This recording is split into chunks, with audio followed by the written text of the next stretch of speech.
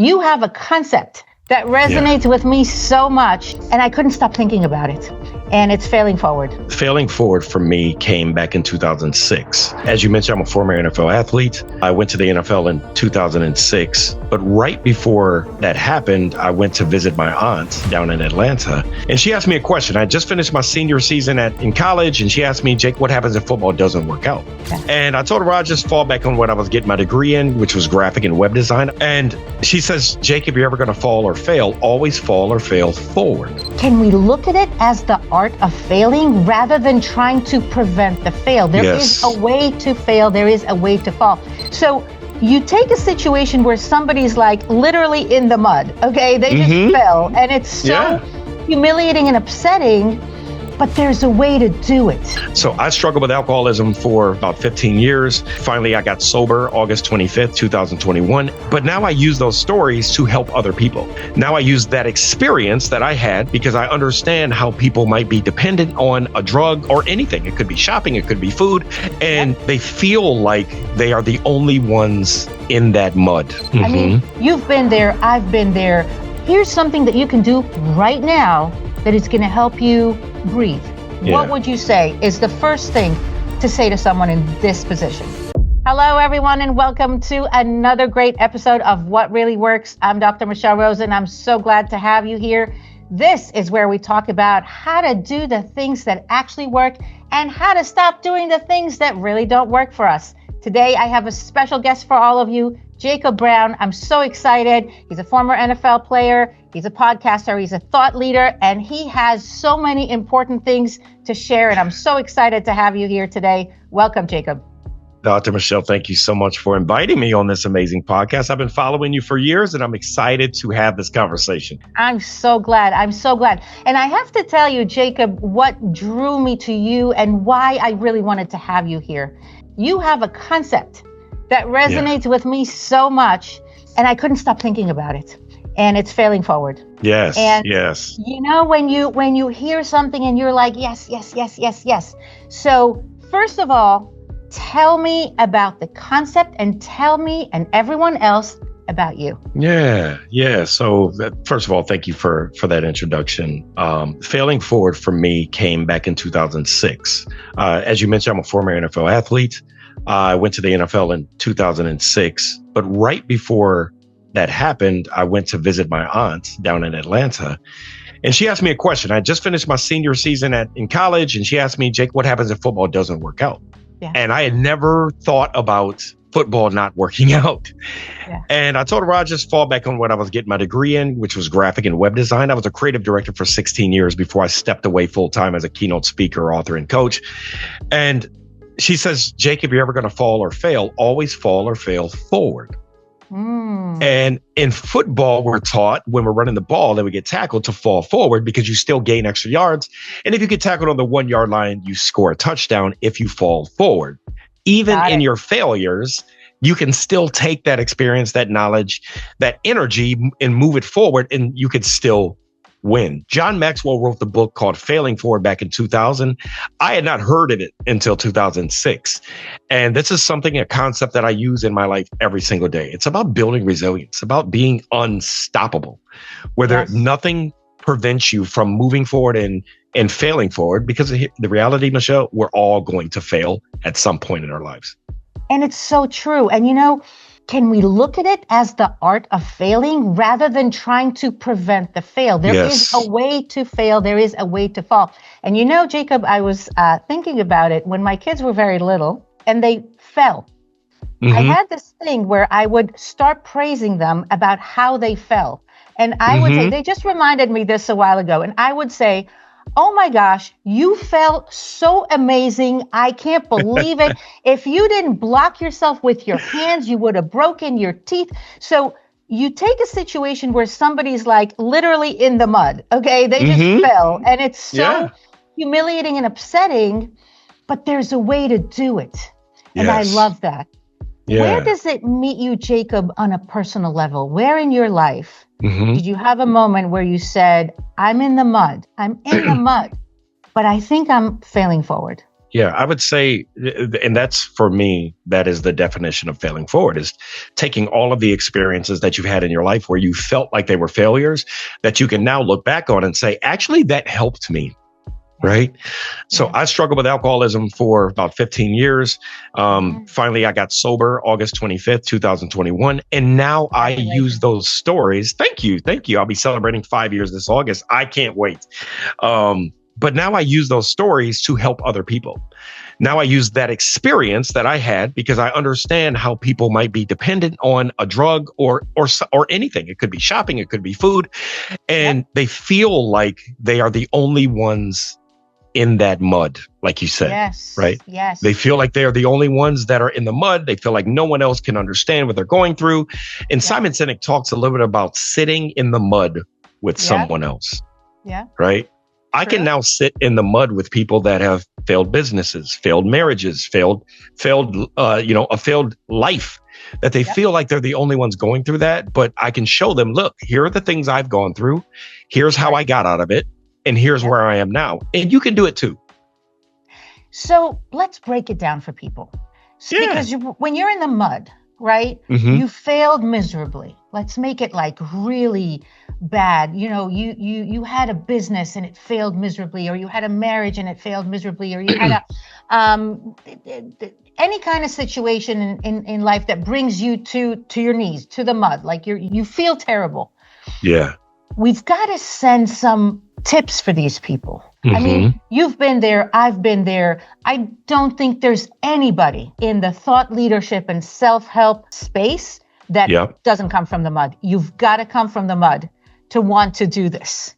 Yeah. Wisdom comes from the mud. And so I want us both to reach out with our hand to somebody who's in the mud right now and tell them, listen, here's something that you can do right now that is going to help you breathe.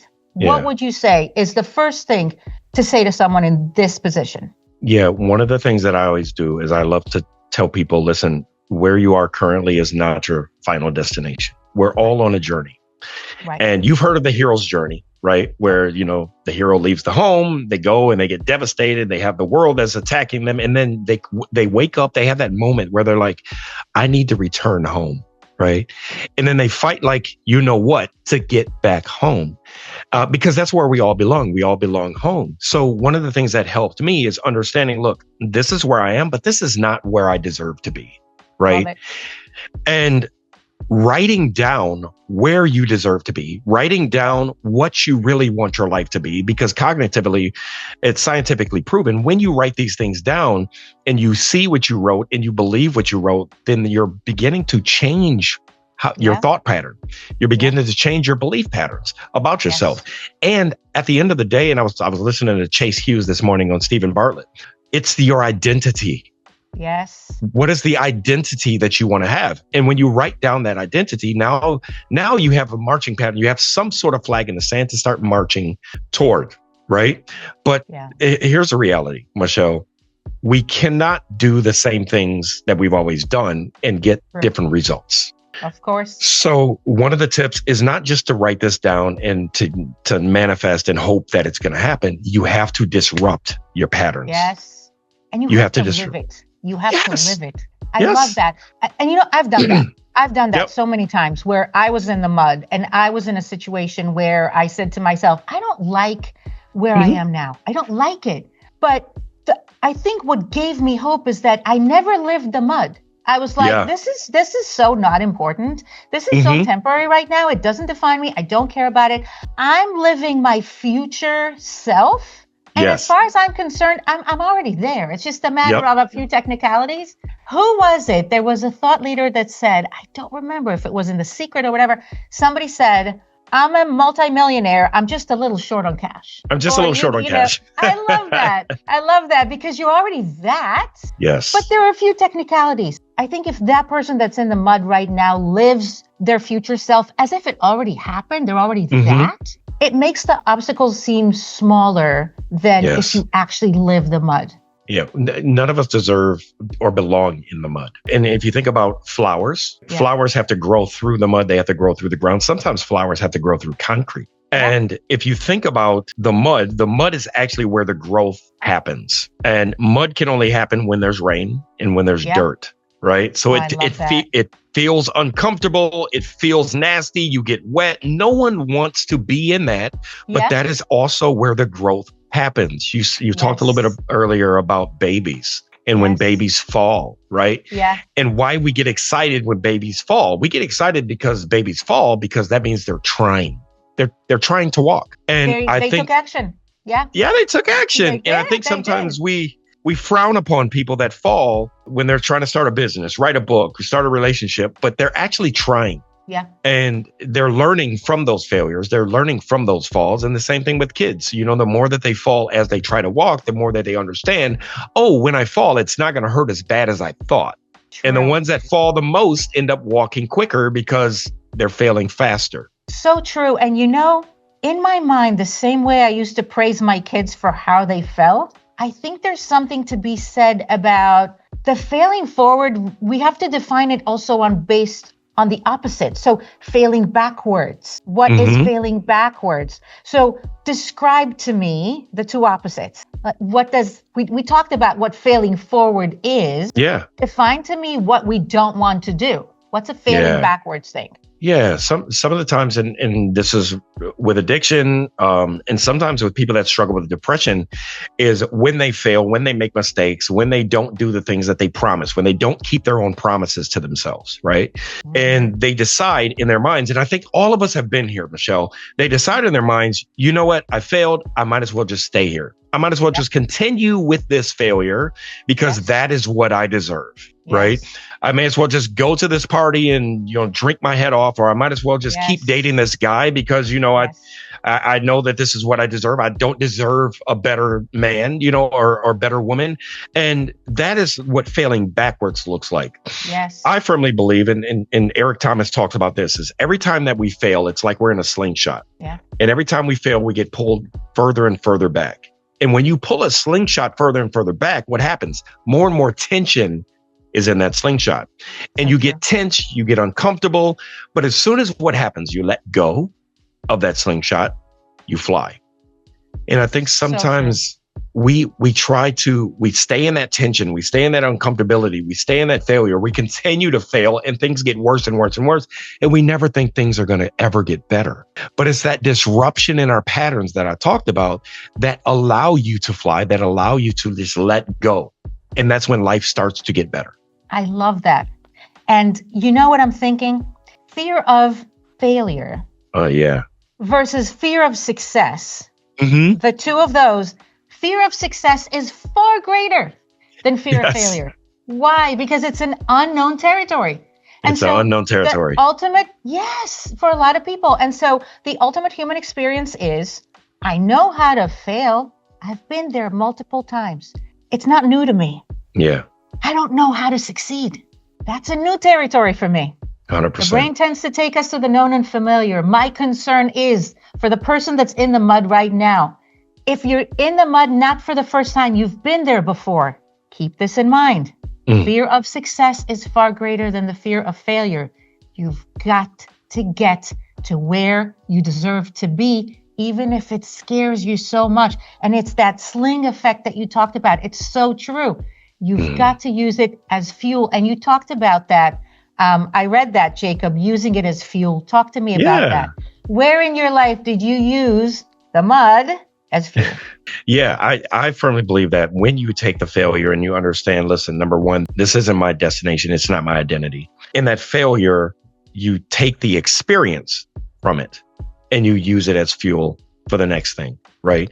Whether it's writing a book, whether it's starting a business, whether it's starting a job, what in that experience can you take and say, you know what, this is going to be fuel to propel me to the next project, the next job, the next relationship, the next book, whatever it might be. So instead of allowing it to be something that keeps you and holds you, it's something that actually propels you forward into the next best thing. And I believe the best people that use and utilize their failures as fuel are the ones that can help the most people as well.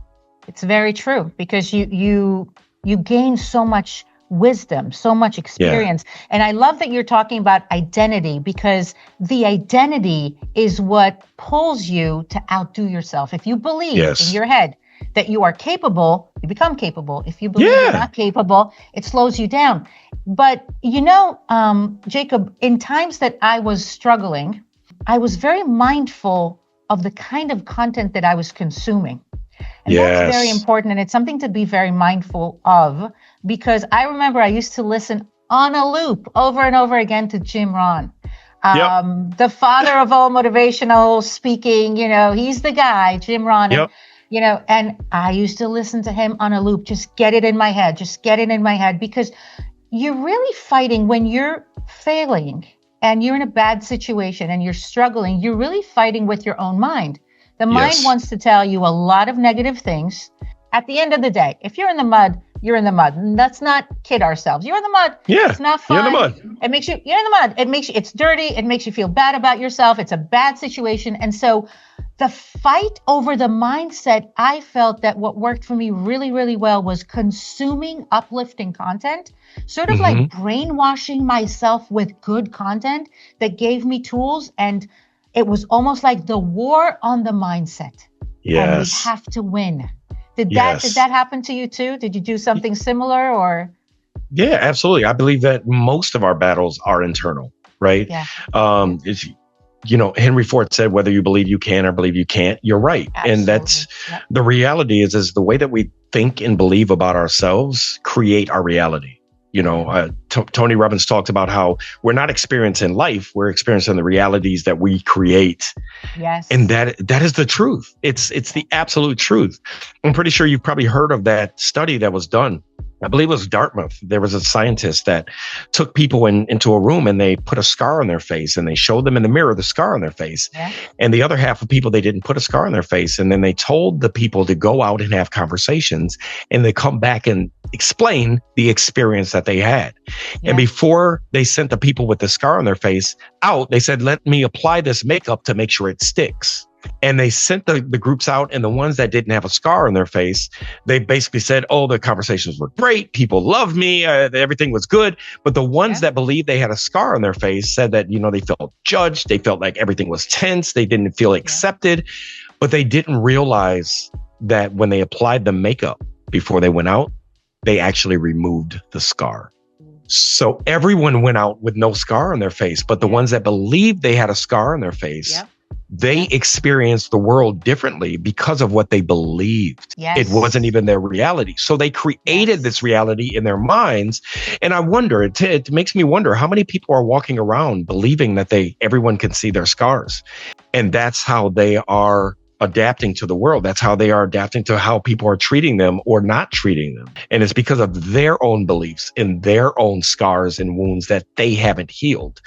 And Dr. Rozen, I think of this all the time for myself. Like, how are people speaking to me in a certain way because they have a certain belief system about me? Or is that all what I'm creating, right? Yeah. Our experiences are the realities that we create. So subjective, so true. And you said something that I really, really want to highlight to everyone. You said something at the beginning about sitting with someone in the mud. Yeah. And that's so important because there's so much pain in the world today. It's a very rapidly changing world. Everybody's burned out. There's so many problems that people have that we don't know about. And so it's so important. And that's a message to anyone that is listening. If you're in the mud yourself, there are some things that we talked about, Jacob, that someone can do right now. They can reach out to other people. They can consume good content. They can understand the sling effect. I love that, of sitting in the mud. And I love also, Jacob, when you said the mud grows flowers. Yes. That's okay. Better to be in the mud than to be in the desert. But also so important to reach out to someone who's in the mud rather than judging them. Because when someone's in the mud, it's not pretty. They're not sitting there and saying, oh, I'm in the mud right now and we can just sit down. It's messy. It's messy and it's frustrating. If you see someone in the mud, reach out. Reach out and sit with them. Yes. And sit with them. And sometimes you don't need to solve their problems. All you need to do is just be there and show them they're not alone, right? I absolutely love that. And there were times that I felt alone when I was in my addiction, or felt alone in my failures. When I got cut from the NFL, I thought I was embarrassed. I thought I let my family down. Thought I let all my friends down because they believed in me and they went and told all their friends, Jake made it to the NFL. And after I was cut, which is the first time I had ever been cut in my life, I make jokes that I never even had a paper cut at this time in my life. But when I was cut, I was absolutely in the mud. I was depressed for about a month because that football was my identity. Yeah. And when my identity was stripped away, I was left with, well, who am I without football? And I think a lot of people struggle with that. Former law enforcement struggle with that. Former politicians struggle with that. Former teachers, they don't really know who they are without that title, without that position, because they've put all of their identity in that. And sometimes those people need to just realize that, you were made and created for more than just that position or title. And to sit with them in the mud, to let them know that they are not alone, that helps them feel forward. Jacob, thank you so much for being here with us today. I'm sure the things we talked about today helped so many people. If you know someone who's in the mud, reach out. If you're in the mud yourself, we got you. We understand you. We've been there. It's not the end of the story. It's just a part of it. Thank you, Jacob. It's been wonderful to talk to you today. Thank you so much, Dr. Rozen. I'm looking forward to continuing our conversation and helping more people, sitting in the mud with them and helping them feel forward. I love it. Thank you, Jacob.